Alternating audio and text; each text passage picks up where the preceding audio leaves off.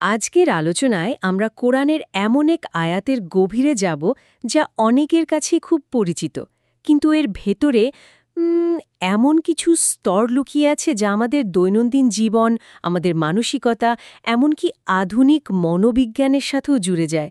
আমরা কথা বলছি পবিত্র কোরআনের দীর্ঘতম সূরা, সূরা আল বাকারার একেবারে শেষ আয়াত, আয়াত নম্বর 286 নিয়ে। হ্যাঁ, এটা ঠিক সেরকম একটি আয়াত যা শুধু পড়ার জন্য নয়, বরং ধারণ করার জন্য। এটা একই সাথে একটা প্রার্থনা, একটা মানসিক শক্তির উৎস, আর আর আল্লাহর রহমতের এক বিশাল ঘোষণা।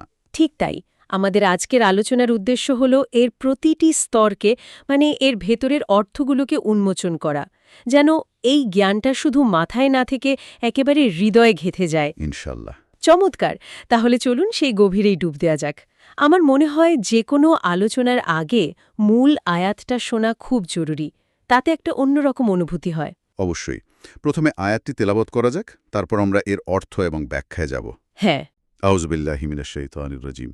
লা ইউকাল্লিফুল্লাহু নাফসান ইল্লা ওয়াসআহা লাহা মা কাসাবাত ওয়া আলাইহা মা ইকতাসাবাত রব্বানা লা তুআখিযনা ইন নাসিনা আও আখতানা রব্বানা ওয়ালা তাহমিল আলাইনা ইসরান কামা হামালতাহু আলাল্লাযীনা মিন ক্বাবলিনা রব্বানা ওয়ালা তুহাম্মিলনা মা লা তাকাতা লানা বিহি ওয়া'ফু আন্না ওয়াগফির লানা ওয়ারহামনা আনতা মাওলানা ফানসুরনা আলাল কওমিল কাফিরিন। সুবহানাল্লাহ। এবার এর সরল বাংলা অনুবাদটি শোনা যাক। আল্লাহ কোনো ব্যক্তিকে তার সাধ্যের বাইরে কোনো দায়িত্ব চাপিয়ে দেন না। সে যা ভালো কাজ করে তার সওয়াব সেই পায়, এবং সে যা মন্দ কাজ করে তার গুনাহ বা শাস্তিও তার ওপরই বর্তায়। হে আমাদের রব, আমরা যদি ভুলে যাই কিংবা ভুল করি তবে আপনি আমাদের পাকড়াও করবেন না। হে আমাদের রব, আমাদের ওপর এমন ভারী বোঝা চাপিয়ে দেবেন না যেমন বোঝা আপনি আমাদের পূর্ববর্তীদের ওপর চাপিয়ে দিয়েছিলেন। হে আমাদের রব, আপনি আমাদের ওপর এমন ভার অর্পণ করবেন না যা বহন করার শক্তি আমাদের নেই। আপনি আমাদের পাপ মোচন করুন, আমাদের ক্ষমা করুন এবং আমাদের প্রতি দয়া করুন। আপনি আমাদের অভিভাবক, সুতরাং কাফের সম্প্রদায়ের বিরুদ্ধে আমাদের সাহায্য করুন। আমিন। এই অনুবাদটা শোনার পরেই কিন্তু মনে একটা শান্তি চলে আসে। আচ্ছা, এই অসাধারণ আয়াতটির মূল বার্তা বা শিক্ষাগুলো কি কি, যদি আমরা এটাকে কয়েকটি মূল থিমে ভাগ করতে চাই? এখানে কয়েকটি মৌলিক আর যুগান্তকারী ধারণা দেওয়া হয়েছে। প্রথম এবং সম্ভবত সবচেয়ে গুরুত্বপূর্ণ হল, আল্লাহ কারও ওপর তার সাধ্যের বাইরে বোঝা চাপান না। এটাই তো সবচেয়ে বড় আশ্বাস। একদম। এটা শুধু একটা বাক্য নয়, এটা ইসলামী দর্শনের মূল ভিত্তি। দ্বিতীয়ত, অনিচ্ছাকৃত ভুলের জন্য ক্ষমার ঘোষণা। দেখুন, মানুষ হিসেবে আমাদের ভুল হবেই, আমরা ভুলেই যাব। হ্যাঁ, এটা তো খুবই স্বাভাবিক। এই মানবিক দুর্বলতাকে এখানে স্বীকার করে নেওয়া হয়েছে এবং তার জন্য ক্ষমার আশ্বাস দেওয়া হয়েছে। এই দ্বিতীয় বিষয়টা আমার কাছে খুব গুরুত্বপূর্ণ মনে হয়, কারণ অনেক সময় আমরা নিজেদের ভুলের জন্য এমন একটা অপরাধবোধে ভুগি যে সামনেই এগোতে পারি না। ঠিক। এখানে তো সেই অপরাধবোধ থেকে মুক্তির একটা পথ দেখানো হচ্ছে। আর তৃতীয় শিক্ষাটি হল ব্যক্তিগত দায়বদ্ধতার নীতি। মানে আপনার ভালো কাজের ফল আপনিই পাবেন, আপনার মন্দ কাজের দায়ও আপনার। অন্যের পাপের বোঝা কেউ বইবে না। ঠিক। এটা ব্যক্তিকে একদিকে যেমন স্বাধীনতা দেয়, তেমনই দায়িত্বশীল করে তোলে। চতুর্থত, এ আয়াতটি নিজেই একটা পূর্ণাঙ্গ দোয়া। আর সবশেষে, পূর্ববর্তী উম্মাদদের তুলনায় আমাদের জন্য যে বিধান সহজ করা হয়েছে সেই বিষয়ে একটা ইঙ্গিত দেওয়া হয়েছে। এখানেই বিষয়টা আমার কাছে খুব আকর্ষণীয় হয়ে ওঠে। এই আয়াতটি তো হঠাৎ করে আসেনি, এর পেছনে একটা অসাধারণ গল্প আছে, তাই না? কোন পরিস্থিতিতে এটা নাজিল হয়েছিল? হ্যাঁ, এর প্রেক্ষাপটটা জানলে আয়াতের মর্ম আরও গভীরভাবে বোঝা যায়। সূরা বাকারারই 284 নম্বর আয়াতে একটা কথা বলা হয়েছিল, যা সাহাবীদের মধ্যে অমছম একটা আলোড়ন সৃষ্টি করে। কি বলা হয়েছিল সেখানে? সেই আয়াতে বলা হয়, তোমাদের মনে যা আছে তা প্রকাশ করো বা গোপন রাখো, আল্লাহ তোমাদের কাছ থেকে তার হিসাব নেবেন। আমি তো শুনেই চমকে উঠলাম। মনের ভেতরে চিন্তারও হিসাব দিতে হবে? সারাদিনে কত রকমের এলোমেলো নেতিবাচক চিন্তা মাথায় আসে। ঠিক। এর হিসাব দিতে হলে তো আসলেই বাঁচার উপায় নেই। আমি সাহাবীদের উদ্বেগটা পুরোপুরি অনুভব করতে পারছি। একদম তাই হয়েছিল। সাহাবীরা রাসূল সাল্লাল্লাহু আলাইহি সাল্লামের কাছে ছুটে এলেন। তারা বললেন, ইয়া রাসূলাল্লাহ, নামাজ, রোজা, জিহাদের মতো কঠিন দায়িত্ব আমরা পালন করতে পারি, কিন্তু মনের মধ্যে যেসব ওয়াসওয়াসা বা চিন্তা আসে তার উপর তো আমাদের নিয়ন্ত্রণ নেই। এর হিসাব দিতে হলে তো আমরা ধ্বংস হয়ে যাব। তাদের উদ্বেগটা ছিল খুবই যৌক্তিক। অবশ্যই। তাদের এই চরম ভয় আর অসহায়ত্ব দূর করার জন্যই আল্লাহ এই শেষ আয়াতটি নাজিল করেন।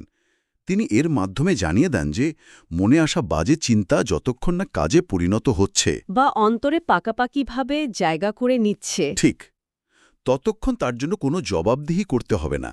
আর অনিচ্ছাকৃত ভুলের জন্য তো ক্ষমা রয়েছেই। এটা ছিল সাহাবীদের জন্য এবং কিয়ামত পর্যন্ত আমাদের সবার জন্য এক বিরাট স্বস্তির বার্তা। তার মানে মনের ভেতর আসে একটা বাজে চিন্তার জন্য আমাকে শাস্তি পেতে হবে না, যদি না আমি সেই অনুযায়ী কাজ করি। এটা তো মানসিক স্বাস্থ্যের জন্য একটা বিশাল ব্যাপার। আচ্ছা, এই আয়াতের মর্যাদা সম্পর্কেও তো অনেক কিছু বলা হয়েছে। অবশ্যই, এর মর্যাদা অপরিসীম। একটি হাদিসে রাসূল সাল্লাল্লাহু আলাইহি সাল্লাম বলেছেন, সূরা বাকারার শেষ দুটি আয়াত আমাকে আরশের নিচের ভাণ্ডার থেকে দান করা হয়েছে, যা আমার আগে কোনো নবীকে দেওয়া হয়নি। সুবহানাল্লাহ। আরেকটি বিখ্যাত হাদিসে তিনি বলেছেন, যে ব্যক্তি রাতে এই দুটি আয়াত পাঠ করবে তার জন্য তাই যথেষ্ট হবে। মুফাসসিরগণ বলেন, যথেষ্ট হবে এর অর্থ হল এটি তাকে রাতের সমস্ত বিপদাপদ থেকে রক্ষা করবে, শয়তানের কুমন্ত্রণা থেকে বাঁচাবে। আর কেউ কেউ বলেন এটা তাকে রাতে ইবাদাত বা তাহাজ্জুদের সাবাবও এনে দেবে। একদম। চলুন এবার আয়াতের প্রতিটি অংশের গভীরে প্রবেশ করি।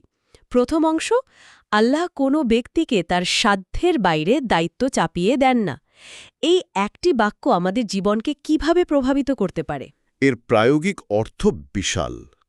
ইসলাম যে একটা বাস্তবসম্মত আর মানবিক ধর্ম, এটা তার সবচেয়ে বড় প্রমাণ। যেমন একজন অসুস্থ ব্যক্তি দাঁড়িয়ে নামাজ পড়তে পারছেন না, ইসলাম বলছে বসে পড়ুন। বসেও না পারলে শুয়ে পড়ুন। হ্যাঁ, এটা অসম্ভব কিছু করতে বলে না। অজুর জন্য পানি পাওয়া না গেলে তায়াম্মুমের বিধান আছে। এই একটা বাক্যই একজন বিশ্বাসীর জন্য হতাশা, ডিপ্রেশন বা যে কোনো বিপদের মুহূর্তে সবচেয়ে বড় অনুপ্রেরণা হতে পারে। কিভাবে? যখন কেউ কোনো কঠিন পরিস্থিতির মুখোমুখি হয়, তখন তার মনে এই বিশ্বাস জন্মায় যে আল্লাহ আমাকে এই বিপদ বা পরীক্ষা দিয়েছেন, তার মানে এটা সহ্য করার এবং এটা থেকে বেরিয়ে আসার ক্ষমতাও তিনি আমাকে দিয়েছেন। এটা তো বিপদকে দেখার দৃষ্টিভঙ্গিকেই বদলে দেয়। ঠিক। তার মানে বিপদকে তখন আর নিছক শাস্তি মনে হয় না, বরং নিজের সক্ষমতা আবিষ্কারের একটি সুযোগ বলে মনে হয়। আচ্ছা, এর পরের অংশে বলা হয়েছে, সে যা ভালো কাজ করে তার সওয়াব সেই পায় এবং সে যা মন্দ কাজ করে তার গুনাহ তার ওপরই বর্তায়। এখানে ভালো এবং মন্দ কাজের জন্য দুটো ভিন্ন আরবি শব্দ ব্যবহার করা হয়েছে, তাই না? বাহ, আপনি খুব গুরুত্বপূর্ণ একটি দিক লক্ষ্য করেছেন। ভালো কাজের জন্য বলা হয়েছে লাহা মা কাসাবাত, আর মন্দ কাজের জন্য আলাইহা মাকতাসাবাত। দুটোতেই কাজ করা বোঝাচ্ছে, কিন্তু আরবি ব্যাকরণে ইকতাসাবা শব্দটি বেশি প্রচেষ্টা বা কষ্ট করে কিছু করা বোঝাতে ব্যবহৃত হয়। ওয়াও, আমি তো এটা জানতাম না। তার মানে এর মধ্যে কোনো বিশেষ বার্তা লুকিয়ে আছে? আছে। মুফাসসিরগণ এখান থেকে একটি অসাধারণ মনস্তাত্ত্বিক ব্যাখ্যা দেন। তারা বলেন, ভালো কাজ করা মানুষের স্বভাবের সাথে সামঞ্জস্যপূর্ণ, তাই এতে তুলনামূলক কম অভ্যন্তরীণ দ্বন্দ্ব হয়। কিন্তু পাপ কাজ? পাপ কাজ করতে গেলে মানুষকে তার বিবেকের বিরুদ্ধে একটা যুদ্ধ করতে হয়, নিজের ভেতরের ভালো সত্তাটাকে দমন করতে হয়। তাই এতে বেশি প্রচেষ্টা বা অভ্যন্তরীণ লড়াইয়ের প্রয়োজন হয়। তার মানে মানুষ স্বভাবগতভাবে ভালো, পাপ তার উপর আরোপিত। এটা তো চিন্তার মোড় ঘুরিয়ে দেবার মতো একটি ব্যাখ্যা। এবার প্রার্থনার অংশে আসা যাক। বলা হয়েছে, আমাদের ওপর এমন ভারী বোঝা চাপিয়ে দেবেন না, যেমন বোঝা আপনি আমাদের পূর্ববর্তীদের ওপর চাপিয়ে দিয়েছিলেন। এর কোনো নির্দিষ্ট উদাহরণ আছে কি? হ্যাঁ, কোরআন ও হাদিসে এর বেশ কিছু উদাহরণ আছে।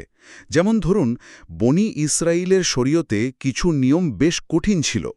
তাদের সময়ে কাপড়ের কোনো অংশে নাপাকি লাগলে সেই কাপড় ধুয়ে পবিত্র করার নিয়ম ছিল না, বরং ওই অংশটি কেটে ফেলতে হতো, তাই না? একদম, কাপড়টির ওই অংশটি কেটে ফেলে দিতে হতো। ভাবা যায়, সামান্য একটা দাগের জন্য প্রিয় পোশাকটাই নষ্ট করে ফেলতে হতো। ঠিক তাই। আরও কঠিন বিধান ছিল, যেমন কোনো বড় পাপের তওবা করার জন্য নিজেকে হত্যা করার মতো বিধানও কোনো ক্ষেত্রে ছিল। কিন্তু এই দোয়ার বরকতে আমাদের জন্য নিয়ম অনেক সহজ করা হয়েছে। এখন কাপড় ধুয়ে ফেললেই পবিত্র হয়ে যায়। আর আন্তরিকভাবে তওবা করলেই আল্লাহ ক্ষমা করেন। হ্যাঁ, আমাদের শরীয়ত যে এত সহজ এবং মানবিক তার অন্যতম কারণ হল আল্লাহ এই দোয়াটি কবুল করে নিয়েছেন। আর আয়াতের শেষে আল্লাহকে মাওলানা বা অভিভাবক বলা হয়েছে। আমরা তো সাধারণত রব বা ইলাহ বলি। এখানে বিশেষভাবে মাওলা শব্দটির ব্যবহারের তাৎপর্য কি? মাওলা শব্দটি আরবিতে খুব গভীর আর স্নেহপূর্ণ একটি শব্দ। এর অর্থ শুধু প্রভু বা মালিক নয়, এর মধ্যে আছে অভিভাবক, সবচেয়ে কাছের বন্ধু, রক্ষাকর্তা, সাহায্যকারী। এমন একজন সত্তা যিনি তার অধীনস্থের সব দায়িত্ব নেন। একদম, তাকে সব বিপদ থেকে রক্ষা করেন। একজন দাস তার মালিককে ভয় পায়, কিন্তু একজন ব্যক্তি তার মাওলার কাছে আশ্রয় খোঁজে, ভরসা করে। এই শব্দটি ব্যবহার করে আল্লাহ ও বান্দার মধ্যে একটি ভয় বা দূরত্বের সম্পর্ক নয়, বরং একটি গভীর ভালোবাসা, আস্থা আর অভিভাবকত্বের সম্পর্ক স্থাপন করা হয়েছে। তার মানে আল্লাহ শুধু আমাদের শাসক নন, তিনি আমাদের অভিভাবক। এই জ্ঞানকে আমরা আমাদের দৈনন্দিন জীবনে কিভাবে কাজে লাগাতে পারি? কিছু বাস্তব উদাহরণ যদি দেন। অবশ্যই, এর প্রয়োগ তো জীবনের প্রতিটি ক্ষেত্রে রয়েছে। ধরুন, একজন ছাত্র একটি কঠিন পরীক্ষার জন্য প্রস্তুতি নিচ্ছে। তার মনে হচ্ছে সে কিছুই পারবে না। তখন এই আয়াত তাকে মনে করিয়ে দেবে, এই সিলেবাস শেষ করার ক্ষমতা আমার আছে, তাই আল্লাহ আমাকে এই পরিস্থিতিতে ফেলেছেন। এই বিশ্বাস তাকে পড়ার শক্তি যোগাবে। অথবা কোনো ব্যবসায়ী বড় ধরনের ক্ষতির শিকার হলেন। তিনি হতাশায় ডুবে যাওয়ার পরিবর্তে এই দোয়ার মাধ্যমে আল্লাহর কাছে সাহায্য চাইতে পারেন। হে আমার রব, আমার উপর এমন বোঝা দিও না যা আমি বহন করতে পারব না। ঠিক, টিকা তাকে ঘুরে দাঁড়ানোর মানসিক শক্তি দেবে। একইভাবে কোনো কঠিন অসুখ বা ডিপ্রেশনের মধ্যে দিয়ে যাওয়ার সময় নিজেকে বলা, এই কষ্ট আমার সাধ্যের মধ্যেই আছে, আমি পারব ইনশাআল্লাহ। এই একটা বিশ্বাসিত মানসিক শক্তি বহুগুণ বাড়িয়ে দেয়। অবশ্যই। আবার ধরুন, রোজা রেখে ভুল করে কিছু খেয়ে ফেললে আতঙ্কিত না হওয়া, আল্লাহর প্রতি কৃতজ্ঞ থাকা যে তিনি ভুলের জন্য পাকড়াও করেন না। আর রাতে ঘুমানোর আগে এই আয়াতটি পাঠ করার অভ্যাস তো একই সাথে সুরক্ষা এবং এবাদাতের সওয়াব এনে দিচ্ছে। একদম। আর সবশেষে দোয়ার সময় শুধু নিজের জন্য নয়, বরং ফানসুর না আলাল কওমিল কাফেরিন বলে পুরো উম্মতের জন্য দোয়া করা, এটা আমাদের প্রার্থনার স্তরকে একটা বৃহত্তর চেতনায় যুক্ত করে। যা অবিশ্বাস্য তা হল এই ১৪০০ বছর পুরনো আয়াতটি আধুনিক বিজ্ঞান, বিশেষ করে মনোবিজ্ঞান আর আইনশাস্ত্রের কিছু মূল ধারণার সাথে আশ্চর্যজনকভাবে মিলে যায়। এখানেই বিষয়টি সবচেয়ে আকর্ষণীয় হয়ে ওঠে। এই আয়াতের মধ্যে আধুনিক মনোবিজ্ঞানের একটি শক্তিশালী কৌশল লুকিয়ে আছে, যাকে বলা হয় কগনিটিভ রিফ্রেমিং। কগনিটিভ রিফ্রেমিং মানে হল কোনো একটি ঘটনাকে দেখার দৃষ্টিভঙ্গি বা ফ্রেমটাকেই বদলে ফেলা, তাই তো? ঠিক তাই।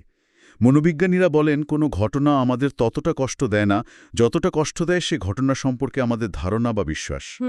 এই আয়াতটি ঠিক সেই কাজটিই করে। যখন একজন ব্যক্তি বিশ্বাস করে যে তার ওপর আসা চাপ বা বিপদটি তার সাধ্যের মধ্যে, তখন তার মস্তিষ্কে ভয় ও আতঙ্ক সৃষ্টিকারী হরমোনের নিঃসরণ কমে যায়। সে ফাইট অর ফ্লাইট মোড থেকে বেরিয়ে এসে সমস্যার সমাধানে মনোযোগ দিতে পারে। তার মানে এটা একটা মানসিক টুলকিট যা আমাদের কঠিন পরিস্থিতি মোকাবেলা করতে শেখায়। আইনশাস্ত্রের সাথে মিলের ব্যাপারটা কি? আধুনিক আইনশাস্ত্রে, বিশেষ করে ক্রিমিনাল লতে, কোনো অপরাধ প্রমাণের জন্য দুটি মৌলিক উপাদান লাগে। অ্যাক্টস রিয়াস মানে অপরাধমূলক কাজটি করা, আর মেন্স রিয়া মানে অপরাধ করার উদ্দেশ্য। অপরাধী মন।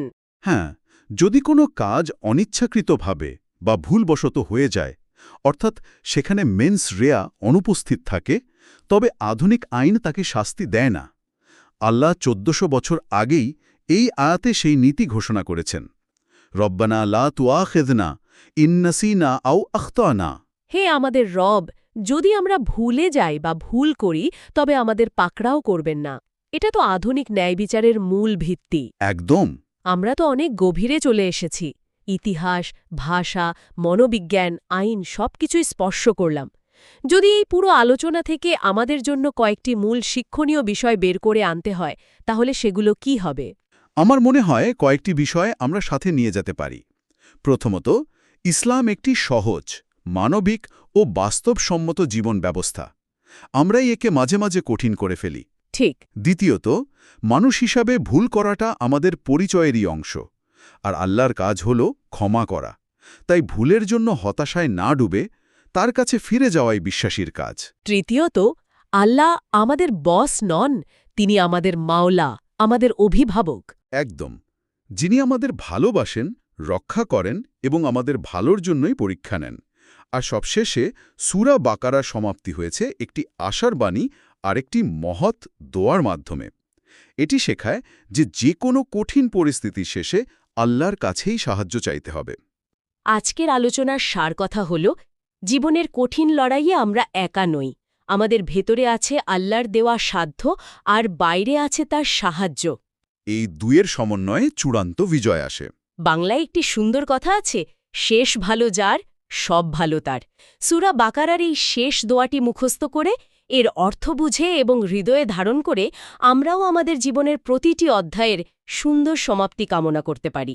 এই আলোচনা শেষে আমার মনে একটি গুরুত্বপূর্ণ প্রশ্ন আসছে, যা শ্রোতাদের ভাবনার জন্য ছেড়ে দিতে চাই। বলুন।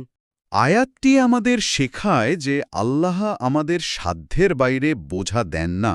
তাহলে ভেবে দেখার বিষয় হল, যখন আমরা নিজেদের জীবনে কোনো কাজ বা পরিস্থিতিকে অসম্ভব বা আমার দ্বারা হবে না বলে মনে করি, তখন আমরা কি আসলে নিজেদের ক্ষমতাকে ছোট করে দেখছি, নাকি আল্লাহর এই প্রতিশ্রুতির উপর আমাদের বিশ্বাসকে দুর্বল করে ফেলছি? অসাধারণ একটা প্রশ্ন। আল্লাহ আমাদের সকলের অনিচ্ছাকৃত ভুলত্রুটি ক্ষমা করুন এবং আমাদের সবাইকে তার প্রতিশ্রুতির ওপর পূর্ণ আস্থা রাখার তৌফিক দান করুন। আমিন। আমিন।